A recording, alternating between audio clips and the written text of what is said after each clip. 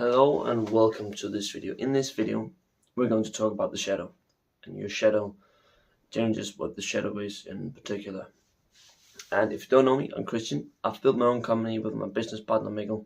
We help coaches and consultants get better at what they do, right? We help them get clients so that they have people to help. So that's what we do. Now enough about that.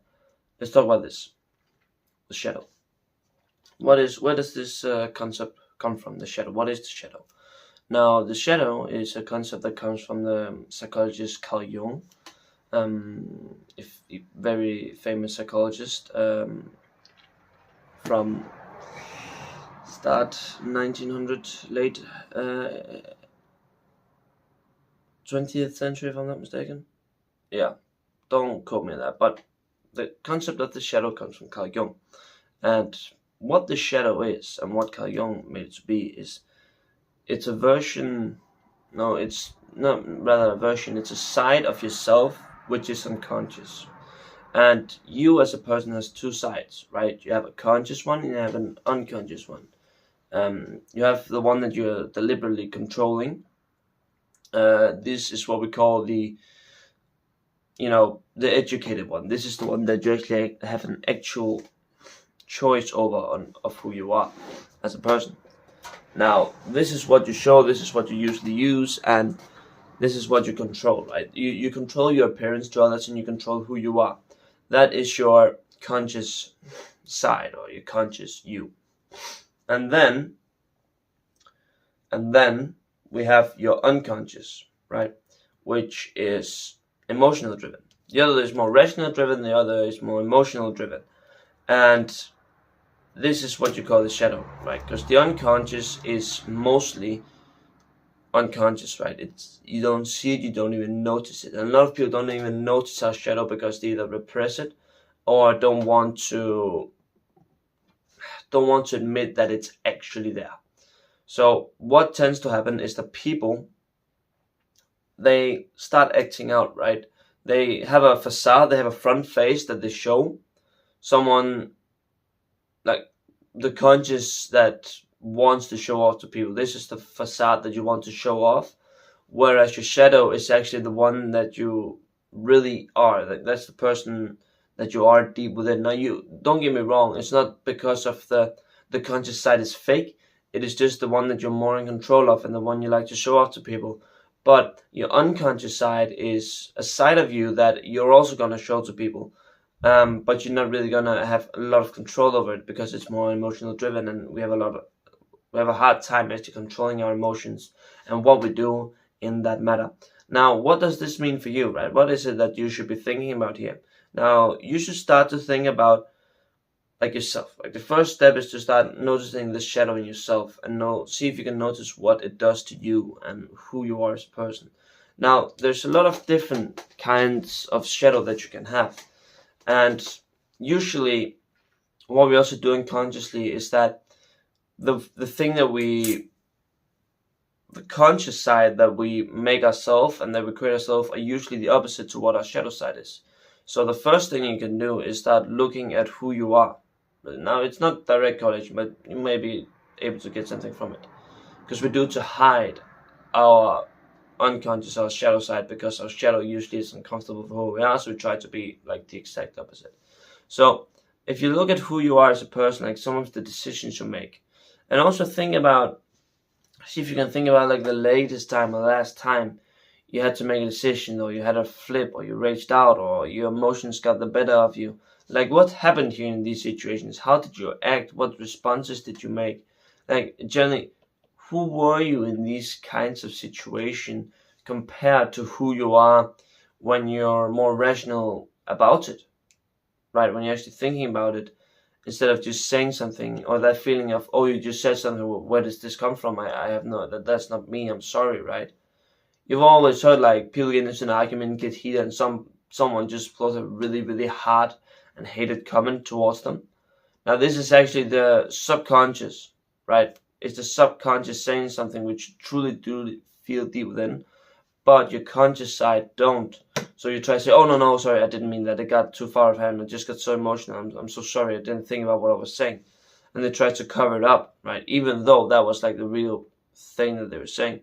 Now, this can be good and bad, right? And this depends on how you look at it, because there's not a right or wrong, there's not a better or worse side. It's two that are one, right? Because essentially, one side is half of you and the other side is the other half of you. And if you only act on the conscious side, you're basically missing half of you and you're in control of half of you. And if you're always emotional and don't really have a conscious side on top of you and to, to direct, then you really lose out on the conscious side and actually being able to make decisions and not driven on emotion. Now, what this means for you as a person and what this means for you in the future is that you have to start being aware. You have to start thinking about, like, what is it that you consciously want, and what is it that you, what are those, like, desires, like the emotional desires that you have deep down that you try to repress because sometimes they might not be nice, and you have some tendencies that might not be nice either, because the shadow will sometimes be a side of you which you might want to repress because it is the polar opposite of your exact self, right? Of the self that you have created. Then the shadow, which you don't see, might be the exact opposite, and actually you might want to repress it once you know that it's there. But this is where the danger happens. If you repress it, it just seems to grow stronger and you lose even more control of it. So first thing you have to do is just become aware of your shadow. See it, interact with it, just be aware of its existence and what it is, right?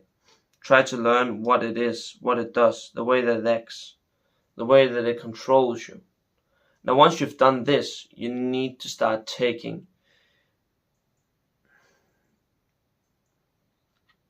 once you've done this, you need to start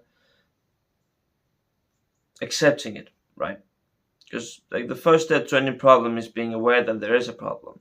Now, the second step is to be aware and accept the problem, that it's actually there and it's something that is real. It's not fake, it's not a manipulation, it is a real problem. Accept that it is real. That's your next step.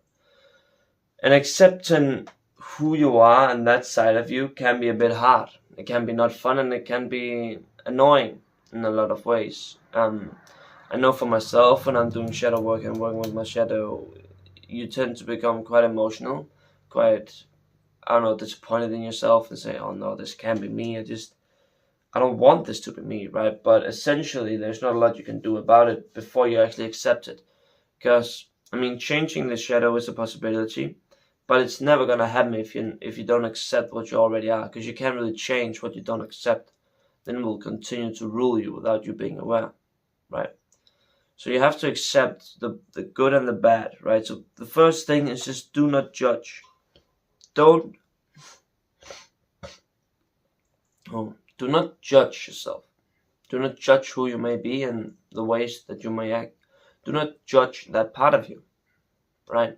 Because there's a strong reason why it was created, and it's usually created from your past, right? From who you were in the past and from you as a child, right? How you were treated, the way that you set yourself up for success, and the way that you try to set yourself up for survival as well. That's how it was created. And it can be quite scary to, mess with these deep internal instincts. And because a lot of them are just, the irrational things. But you have to accept this part of you, even though it may hurt. And sometimes you will find some things about your shadow that you wish you never learned, because some of them will be, some of the things about your shadow will be so unidentifiable from who you want to be that it'll just be very uncomfortable. But the truth of the matter is that even though it is like this, and even though that you are someone and you don't want this to be shown, right? You don't want this to be the real you. You have to, right? You have to accept that it is a part of you. And that version of you controls a very big part of you too. So you have to be willing to accept that that version of you is and always will be there, right? Unless you start to accept it and actually try actively to do something about it, right?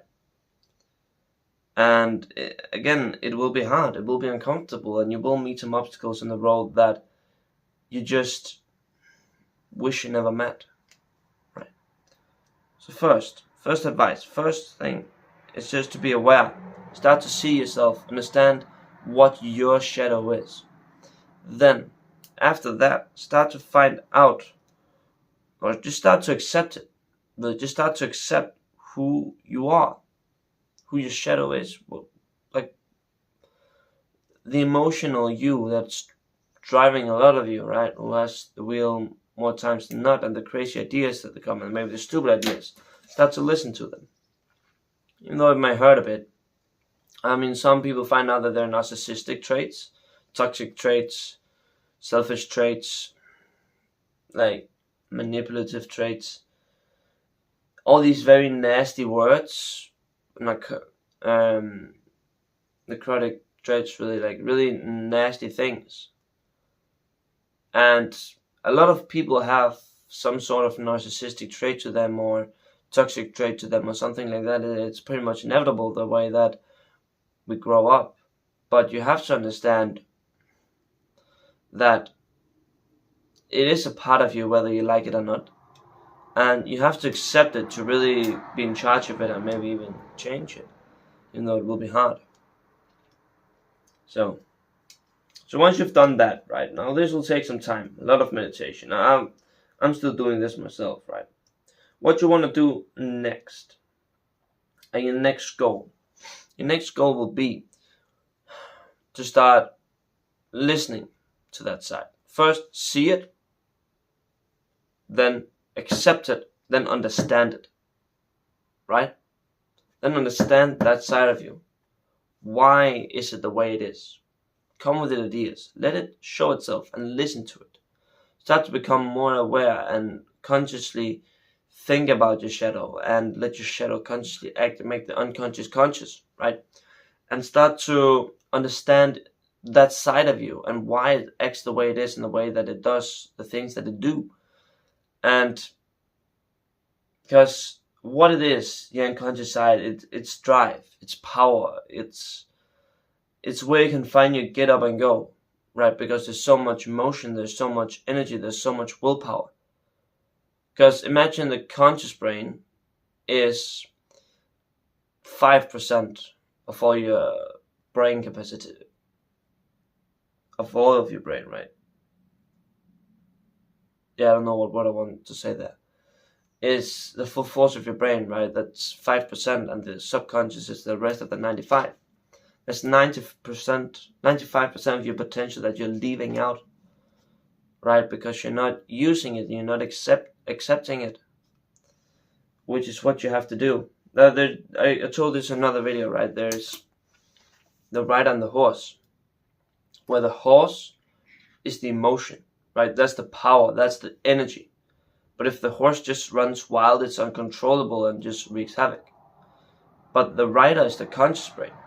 It doesn't have a lot of power, but it's smart, and it can direct the horse in the right direction to run the right way and to put its power to the right place, right? So really, that's how you should think about it.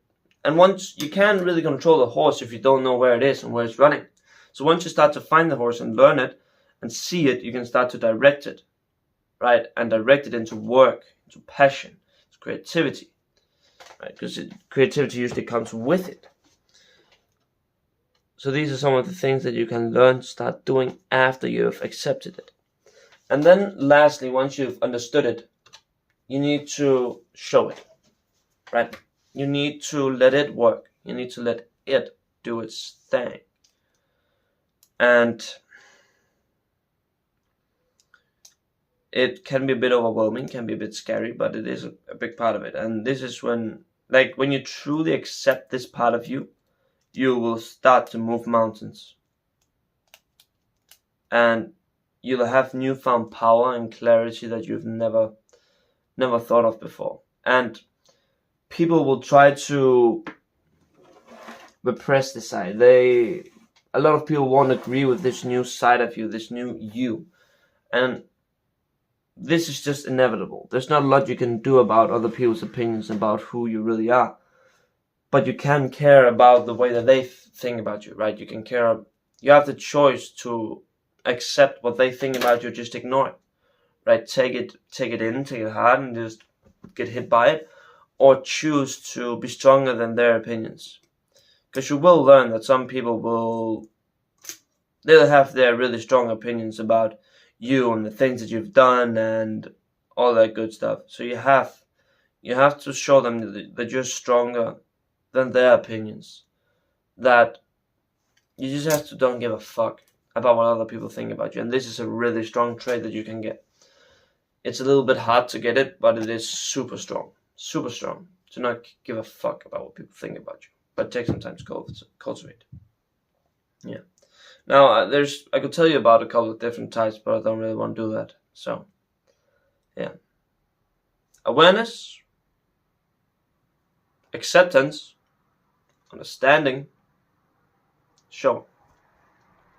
That's your steps. Bye.